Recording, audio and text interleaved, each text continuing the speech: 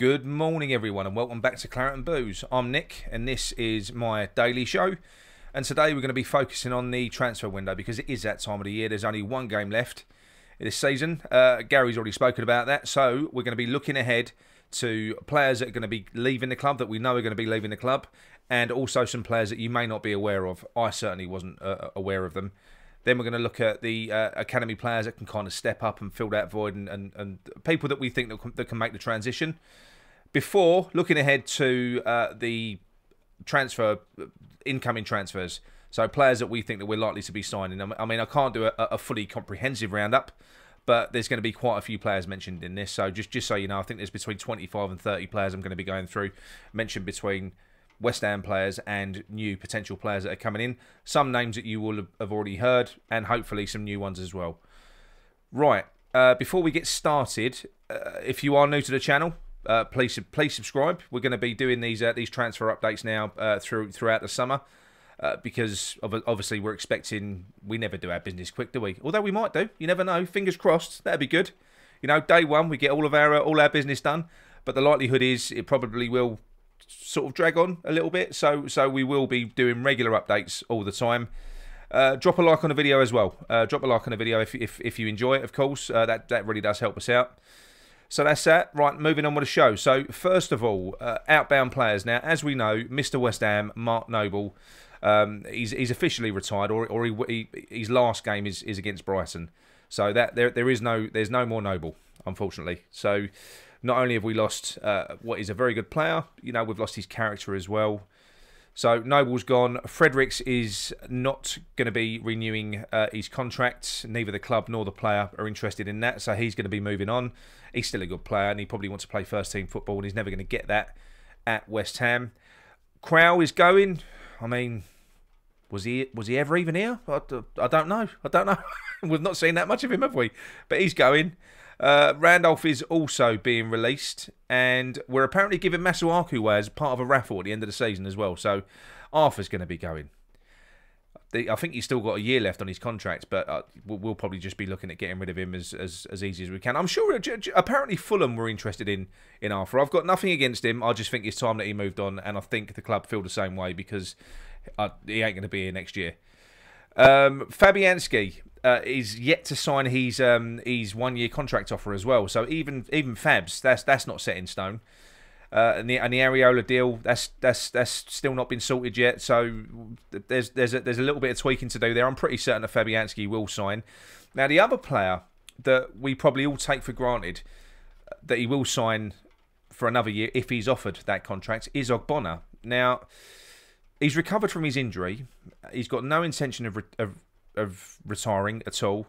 And I have read a story where he could be open to moving back to Italy with there being no shortage. And there's no shortage of takers for him because he is a quality player. He's only 34 years old. And as we know, these Italian defenders can go on forever. So I suppose we're only offering him a year. If another club offers him, you know, 2 years or 3 years, he'll probably take that. Personally, I think he'll stay. Or I hope he'll stay anyway, because he's still a class defender. I mean, for us, it was kind of that this season. It was only kind of in December when he got injured when we started to struggle a little bit. He's a really, really important player for us. He still is, and I believe that. And if he stays with us, I'm sure he'll be playing next year as well. Next, we've got this man, Andriy Yarmolenko. He's not going to be exploring a renewal. Neither the club nor the player are going to be exploring that. And he has released a statement earlier this week, where he kind of went to Uncle Albert, and he went, "Before the war, I was dreaming of returning to Dynamo." It's not really funny, but he's saying now that he's in touch with the president of the club, and he's speaking to all the players, and he has now decided to end his career at home. So Andriy Yarmolenko is going back. So I would like to take this opportunity to sort of wish Yarmolenko all the best. His time at West Ham, it's been difficult for him and for us. He suffered several injuries, but, you know, he scored some bloody important goals as well, you know, the most important of which against Chelsea, which likely kept us in the top flight that season. So, good luck, Andre. Good luck, mate. Next, this man, Nikola Vlasic. A £25 million signing, sort of late in the transfer window. And the rumour coming out of the club is that David Moyes is ready to cut his losses on the player, and he's going to try and recoup some money on him. Now, the player is also thought to be keen on moving. You know, we all saw, I think it was about 2 or 3 weeks ago, the Croatian national manager, I can't think of his name, but he was quoted as saying that if Vlasic wants to feature in the World Cup, he needs to be playing football, and he's told Vlasic as much, and the conversation that he had with Vlasic, Vlasic is of the same mindset. So Vlasic wants to play football. I don't think he's going to get it at West Ham. So, you know, I think we'll try and move him on. Now, it was a bit of a weird deal anyway, because, you know, I would move him on. First of all, you know, he is a number 10. You know, he's not a wide player. We've got Lanzini, we've got Fornals, we've got Benny, all ahead of him in the pecking order. And for good reason as well. You know, they're better players, to be quite honest, or they're more suited to the Premier League than what he appears to be.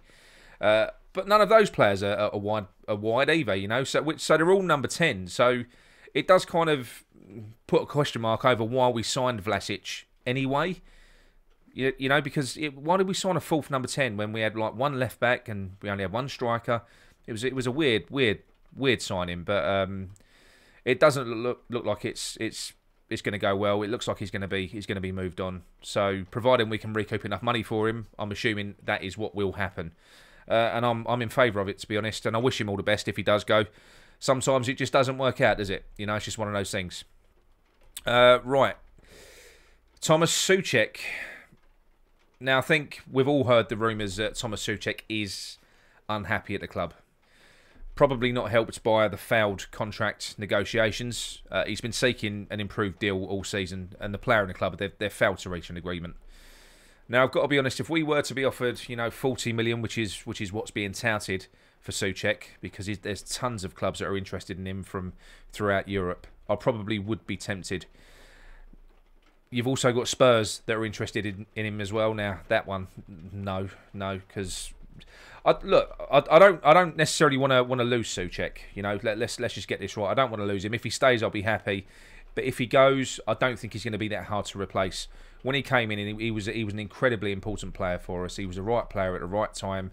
Came in, you know, set a real good example to the team. He introduced a new work ethic. He led by example. Really important player. But I would say for the last year, possibly more, he hasn't been that player. Now, whether it's fatigue, whether it's because there's other issues, or whether it's purely because West Ham have outgrown him, I don't know. But certainly, you know, if he does go, I think we'll be able to replace him, especially if we can recoup that kind of money. You know, I think we'll be fine. But yeah, it's not great when you look at all the other players that we've just spoken about going out. To lose a player like Souček as well is quite worrying. Right, Issa Diop. He's another player rumoured to be up for sale this summer, with no shortage of takers either. Most notably Lyon, and perhaps not surprisingly, Mourinho, a long-time admirer, is interested in taking the player to Roma as well. Now, this story, I find it a bit sad, and I can see it happening as well, because, look, I can't see him ever nailing down a first-choice slot in our team. He's never going to be first-choice centre-back, and that's what he wants. But he does have ability, you know, we've all seen it, and I can definitely see him moving on and being a revelation. I think he's going to be one of those players. Not that he's going to come back and bite us in the arse, because I don't think he'll ever reach that potential with us. Similar to Haller, when we had Haller, I don't think Haller could ever have done at West Ham what he's done at Ajax. Maybe it's just the wrong team, the wrong setup, you know. I don't know, wrong league. But yeah, so I would be sad if he went. Personally, I do hope that we retain him, but I do see the logic in cashing in if a decent enough sort of offer comes in. But yeah, it would be sad to see us go, I've got to be honest. Now, perhaps the most disturbing of all of these rumours for me is that Lanzini may be on his way this summer. The little jewel, you know, he's rediscovered his form this season under Moyes, and he's become a key player. And he's going into the last year of his contract. I think that's the main issue here. He's going into the last year of his contract, and they have tried to discuss an extension. He's got no appetite to sign an extension because he wants to go home and he wants to see his career out at River Plate. Now, Manu is hands down one of my favourite players. I love him to bits. But the question is, should the club cash in now? Or should we let him see out his contract and walk for free in 2023? You know, personally, with the depth of our squad, I kind of hope it's the latter. And I hope that we keep Manu for one last season. I mean, look, I'd love for Manu to see his career out at West Ham. I think he's brilliant. But yeah, so we won't talk about that anymore. That's the depressing bit out of the way. So before we move on to the fun bit, talking about players that might be coming in, let's talk about a few of our homegrown lads that could be drafted in to fill the void in the squad. So Connor Coventry, this lad, he's had an excellent loan spell with MK Dons this season, and I genuinely think that he's got the tools to be an excellent central midfielder for us. You know, obviously he won't come straight into the first team, but he can certainly fill that sort of Noble role in the squad. Not replace Noble in terms of character, in terms of all the other things that Noble brought, but in terms of the ability that Noble had in the team, playing ability. Connor Coventry's a good player, and I really, really hope that he gets given an opportunity. Next, we have Harrison Ashby. He's another one that we know David Moyes is very keen on, but he struggled with injury a little bit. He's a natural kind of replacement for Fredericks, who we now know is going to be going the other way. He's good. He can play right back. He can play right wing. He's a really good player, and like I say, he has suffered from injuries. But I think that he will become, he'll be promoted. I think he'll become a squad player this year. I'm not 100% certain that we're going to see the likes of Elise, Baptiste, Okoflex, Longgallo and Perkins being promoted. You might see him in the odd cup game and stuff like that. But I think it's more likely that they're going to get sent out on loan to prove themselves at a competitive level before they're given, any sort of extended run in the first team squad. And to be honest, that probably is the right way of doing it, because look, the under-23s, where Okoflex is scoring for fun and Perkins is as well, it's not competitive. I don't know whether you've ever watched any of those games. It's not played. They look like training games. That's what they look like. And I'm not dismissing it, but I think the next level of progression is once they do well in the under-23s, what happens to Coventry? You get sent out on loan to lower league football where it is competitive, it's dogged, you see how they do, and then you bring them back and hopefully you start introducing them into the first team. Unless you've got ridiculous talent like Declan Rice, then you can come straight in. But I don't think that's going to be the case. I think some of these players are going to have to go out, they're going to have to earn their stripes in the lower divisions, which I think is the right way to do it anyway. There's nothing wrong with that. So should Coventry and Ashby be promoted, they'll fill the squad void left by Flash and Noble. So that's all good. That's all good. Right, moving on to the fun bit. Player rumours. Now, like I say, I'm not going to go into and drill down into loads of metrics and stats and stuff like that, because this is just a daily show. It's going to be longer than usual because I'm going to be running through quite a few players, but I won't. I'm basically just going to be giving a bit of an opinion on all of them, and these are. I've tried to rationalise on all of these because, like I say, it's a bit overwhelming when you look at all of the rumours that there are out there. So first of all, anyway, Darwin Nunes. We know there is interest from West Ham in Darwin Nunes because we approached him in January. We're still interested in the player, and I'm not surprised. He's a fantastic player.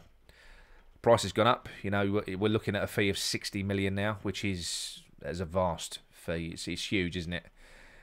But that apparently isn't deterring us. Now, we're not on our own in the hunts for Darwin Nunes. There's tons of teams that are in for him. Liverpool, Man United. He's a top player. He really is. And I think he would fit. I can see why David Moyes would want him as well, because although he's got a very exotic name, he's not a fancy pants player. He's not. He's dogged. He's got that old fashioned number 9 thing to his game. He doesn't stop running. He's a real handful, and he can finish. He's a brilliant player. So he would be a great signing if we got him. The next one is Ben Burris and Diaz, who we've spoken about before as well. Another one from January. Now, we know that Alan Irvine has been spotted several times scouting this player. And Diaz, who I thought was going on a free, until I learned that Blackburn have got a West Ham-style year extension clause, which they've triggered, will now cost around 10 to 15 million. But I don't think that's going to be an issue. I don't think that's going to be an issue at all. I think he is a very, very good player. And as a secondary striker option, I think he'd be brilliant.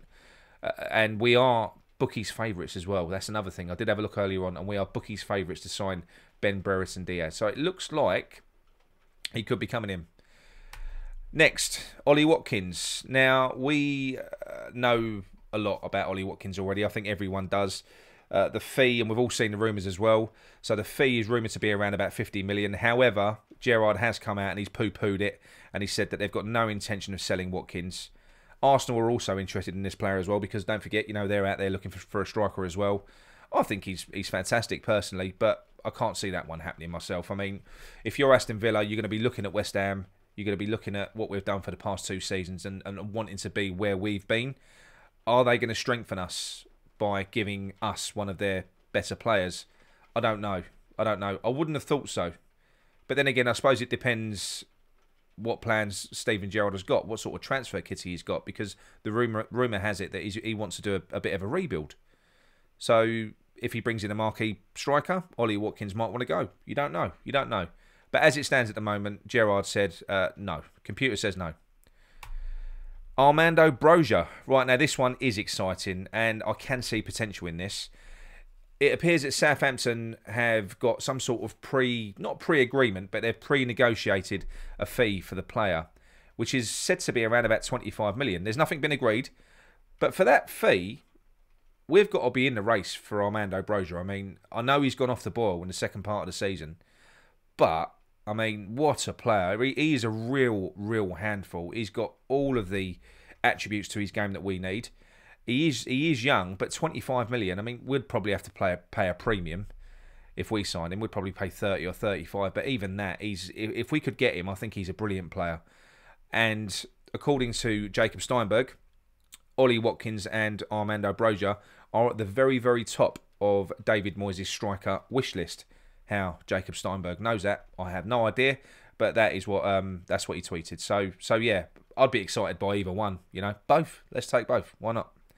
You know, the next one we're linked with, another player that we all know now, is Ivan Toney. Now, this one, again, it would be a superb signing. He's a player that, for some reason, he divides opinion among West Ham fans. I'm not too sure why. I think he's superb. I think he's got the attributes to kind of slot straight into the way that we play. He's very similar and very different to Antonio. I think he's more cultured, but he's got a lot of those kind of attributes that Antonio has got that we love. But I think he's a lot more, what's the word? He's a lot better in front of goal. He's got a lot more composure. He's a bit more classy in that area. I think Antonio's stronger in some respects, and Ivan Toney is stronger in others. But Ivan Toney is a striker. He wouldn't come cheap. It'd cost about 40 to 50 million now, and he's on our hit list as well. So he's another player. But again, this is another player that Arsenal are after. Although, you know, Arsenal, we should be able to compete with them now. The other one is Dennis of Watford. You know, the player who they brought in for 2 million. What a signing that was. I paid 2 million for him in the summer. It started the season really well, but he fizzled out like Armando Bruno as well.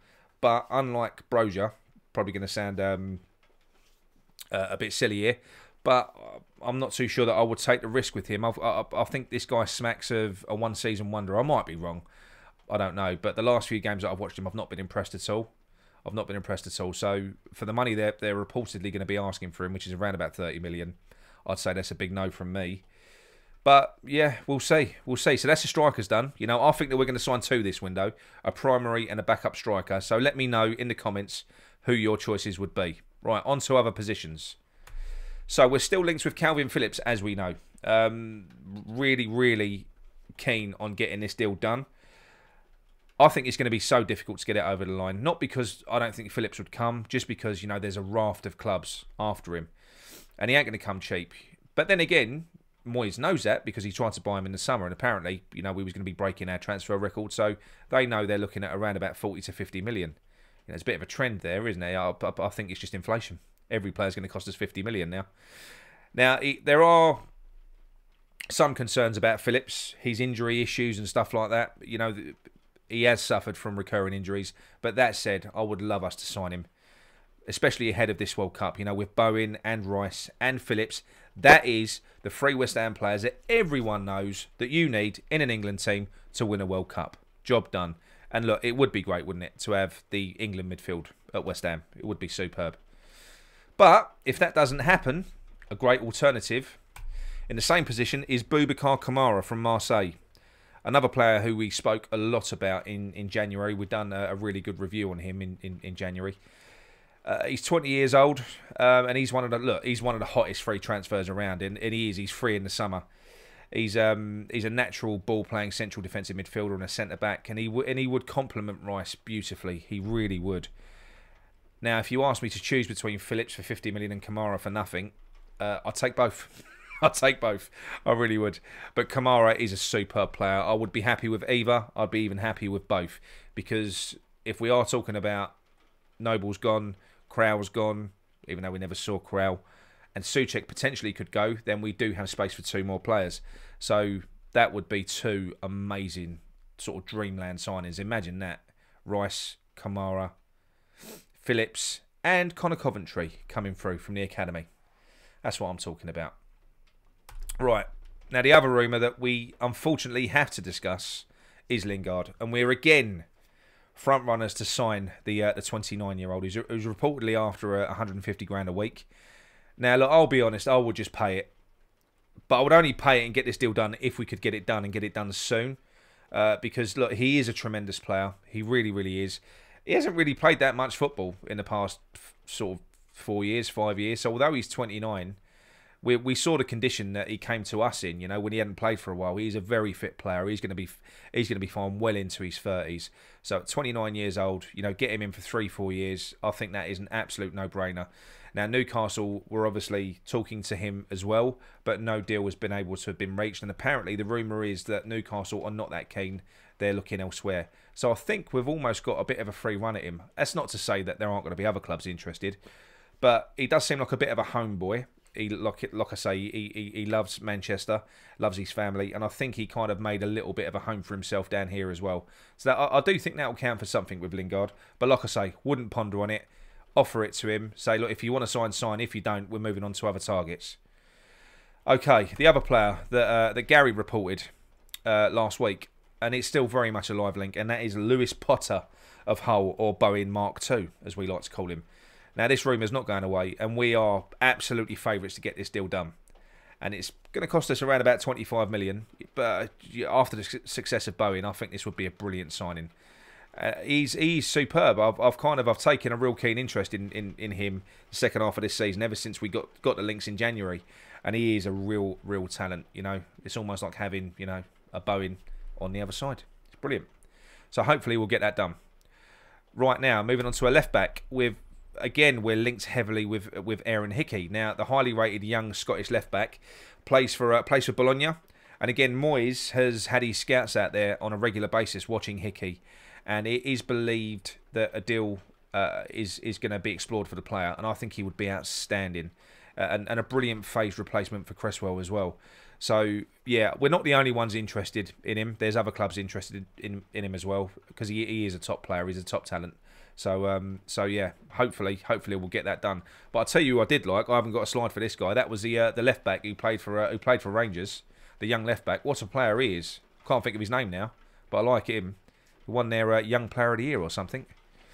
But anyway, moving on to centre backs. This man again.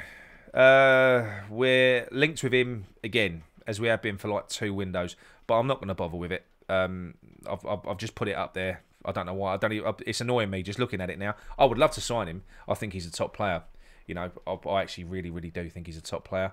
But for whatever reason, we couldn't get it over the line in the summer. We couldn't do it in January. I'm kind of bored of it now. A little bit like the Coletta Car thing. So, yeah, it might happen. But, yeah, it would be a good signing. But anyway, here's a new one. We're heavily linked. And we are heavily linked as well. I've seen this multiple places now, with a highly rated Rennes centre-back called Mohamed Aguirre, a 25-year-old Moroccan international centre-back said to be available for around about 10 million. I know nothing about him. I don't know anything about him. So if you do, drop us a comment in the chat and let us in the comment section and let us know what he's like. I've never seen him play. Now this next one is really interesting. And I have seen this guy play, and he is very good.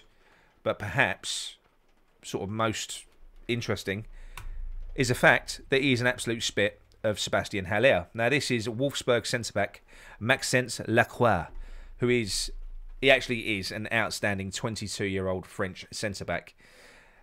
He's definitely going to be on the move this summer. He's Newcastle and Villa from the UK are after him, and there's other clubs across Europe that are after him as well.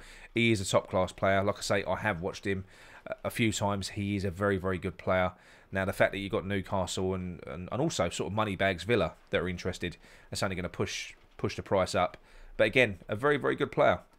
So yeah, the only issue is the fact that he does look like Sebastian Haller. That could be an issue for some fans, you know, not for me. But there is a lot of fans that were not too keen on Haller. So he's a spit, isn't he? Have a look. Oh, right. Anyway, Joe Worrall from Nottingham Forest. They've made it through to the playoff final.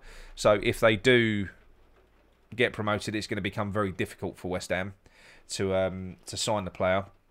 But it's 50-50, and he's a player that we know David Moyes really, really likes. And if you've ever seen the guy play, you know he's got David Moyes written all over him. It'd be brilliant. Honestly, a superb centre back, an absolute beast. He's their captain. He's a fantastic player. I do think there's legs in that one, 100%. I think if they don't get promoted, I think he's ours. I think Moyes will go after him. I really, really like him. So Joe Worrall, remember the name. And then there's this old chestnut, Tarkovsky. Apparently, he's agreed a deal with Newcastle. There's like a pre-agreement, so he's not coming to London. But he never was he? You know, because we always know, we always heard the rumours that his missus don't like London. What's wrong with her? She don't know what she's missing, does she? But yeah, I'm glad that one's done anyway. And finally, on to keepers. So we've got, obviously we spoke about Fabs. I'm sure Fabs will sign his 1-year contract. I think he will. And he will become our backup keeper. I hope that we do make Areola permanent. That needs to happen, you know, and that's going to cost around about 10 million with higher wages. But the alternatives are Nick Pope, Sam Johnston, two very conventional keepers. I just think that Areola offers a little bit more. He's got more facets to his game that sort of lends himself to a more modern style of play. You know, there's more about Areola than just shot stopping, and he's bloody good at that as well, as we've seen.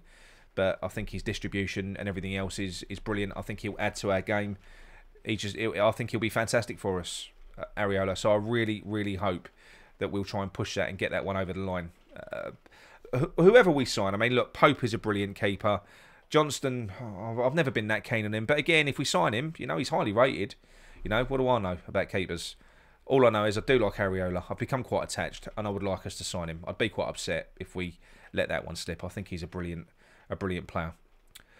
But that's the end of that anyway. So thank you for watching. Thank you very much for watching. That is the first of many, and we are going to be doing quite a few more transfer shows throughout the window. So as new rumours surface, we'll do new shows. We'll also be doing group shows as well, like we did in the last window, where we go into a little bit more detail. So players where we know that we've got solid links, then we'll drill right down. We'll be giving you stats. We'll give you everything else. But what we'll do is we'll just keep you up to date in the meantime on kind of, you know, breaking news and rumours and links and stuff like that. So yeah, thank you very much for watching. If you're new to the channel, please subscribe. And don't forget, give us a thumbs up as well, because that really helps us. And yeah, that's around about it. Thanks very much. Come on, you Ides.